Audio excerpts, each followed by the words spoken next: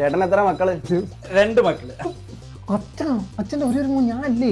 നീയും ഹരിയും എന്റെ 2 മക്കള്. അച്ഛൻ ഇതിന്റെ കൂട്ടുകാരൻ. ഇവൻ രാവിലെ എവിടുന്നാ കഴിക്കുന്നത്? ഇവിടുന്ന്. രാത്രി കഴിച്ച എവിടെ കിടന്ന് ഉറങ്ങുന്നത്? അതിവിടെ കിടന്നുറങ്ങുന്നത്. പിന്നെ എന്തുകൊണ്ട് എനിക്ക് അവന്റെ തന്ത ആയിക്കൂടാ? കോളേജിലെ ഫീസ്. ഇവന്റെ ഫീസ് അടയ്ക്കുന്നത് ഞാനാ.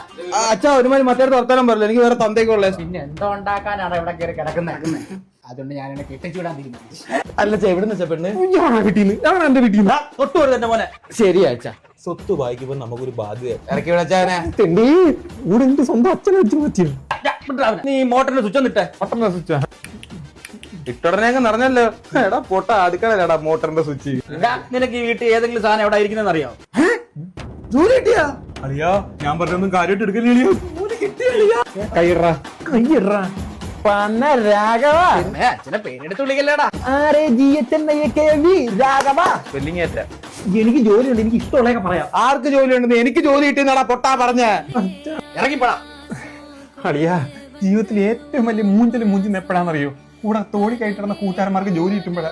മൂഞ്ചാതെ ഇറങ്ങിപ്പോടാ. ബ്രോക്കറെ ഇവന് ഇഷ്ടപ്പെട്ട് ശിഷ്ടം വരുന്ന ഏതെങ്കിലും പെൺകുട്ടികളെ എനിക്ക് തരണേ, എനിക്ക് കഷ്ടം കിട്ടും.